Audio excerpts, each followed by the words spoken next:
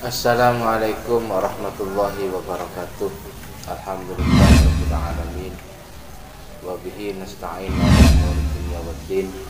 Wassalatu wassalamu ala asyrafil anbiya wal mursalin sayyidina Muhammadin wa ala alihi wa sahbihi ajmain, amma ba'du.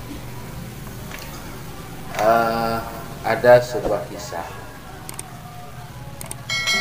yang terjadi pada salah satu sahabat Rasulullah sallallahu alaihi wasallam. Beliau ini selalu aktif berjamaah dengan Rasulullah sallallahu alaihi wasallam. Suatu ketika musim dingin datang, beliau tetap keluar dari rumah untuk pergi berjamaah, untuk melakukan salat jamaah dengan Rasulullah SAW. Karena musim dingin, maka yang dipakainya pun tidak hanya satu lapis, tapi dua lapis. Ketika di pertengahan jalan, sahabat ini ketemu dengan seseorang yang kedinginan. Dia merasa tidak tega. Akhirnya baju yang dia pakai yang lebih jelek dikasihkan ke orang tersebut. Lalu dia meneruskan perjalanannya menuju ke masjid Rasulullah SAW untuk melakukan jamaah. Ini yang pertama. Yang kedua, terjadi dengan sahabat yang serupa. Ketika nyampe di rumah, ketika hendak makan pagi, ada seseorang yang mengetuk pintu. Ternyata setelah dibuka adalah orang pengemis yang meminta makanan. Karena hanya terdapat satu roti di rumahnya, maka dipotonglah roti tersebut, lalu sebagiannya dikasih ke pengemis tersebut dan sebagiannya dimakan sendiri. Akhirnya tibalah ajal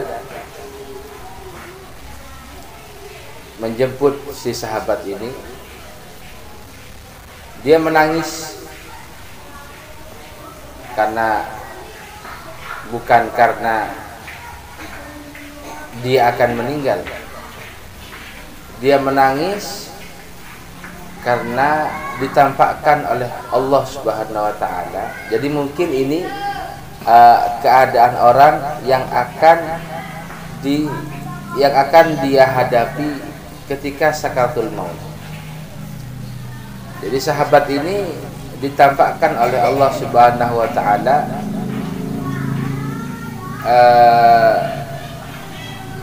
pekerjaan baiknya.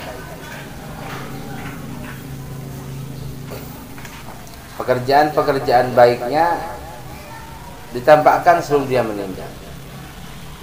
Jadi Allah Subhanahu wa taala ketika menampakkan itu berkata, ini pahalanya kamu ketika kamu memberikan baju kepada orang yang kedinginan, yang karena baju yang dikasihkan adalah yang lebih jelek, maka pahalanya ini. Seandainya kamu ngasih yang lebih bagus, maka pahalanya kamu akan dapat ini. Nah, yang kedua, ini pahalanya kamu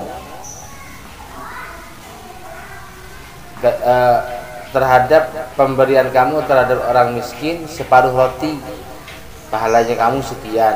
Coba seandainya satu roti itu kamu kasihkan semua, pahalanya akan sekian. Oh ya, satu lagi ditambah. Ketahuilah bahwa sahabat ini rumahnya berjarak 2 jam perjalanan kaki. 2 jam perjalanan kaki.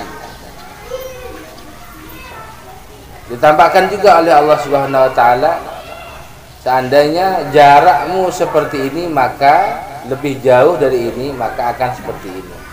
Jadi sahabat ini menangis karena menyesal tidak melakukan kebaikan dengan secara sempurna. Ini melakukan kebaikan, apalagi yang tidak melakukan kebaikan. Sahabat ini menyesal karena tidak sempurna melakukan kebaikan, apalagi kita.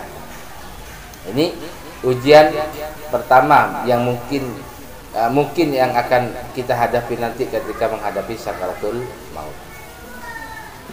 Yang nomor dua yang saya tahu, Al-Imam Ahmad Ibn Hanbal ketika sakaratul maut, orang lain yang di sampingnya bilang, "Ya Allah, Allah, la ilaha illallah, la ilaha illallah, la ilaha illallah."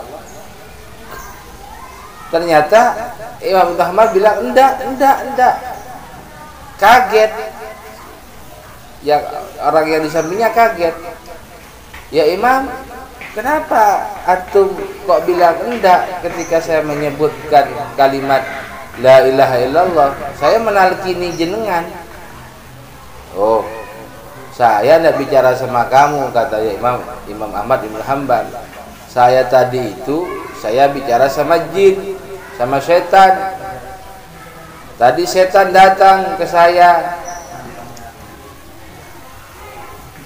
Ayo Ahmad bin Hanbal," dia bilang seperti ini, "kamu pilih mana? Kristen apa Nasrani?" Saya bilang enggak. Jadi fitnahnya orang sakaratul maut itu sangatlah luar biasa. Makanya kalau kita ingin selamat dari ujian sakaratul maut, ada caranya, yaitu dengan apa?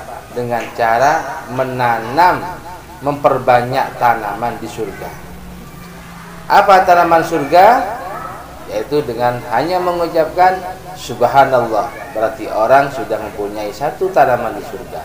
La ilaha illallah, berarti orang juga sudah mempunyai satu tanaman di surga.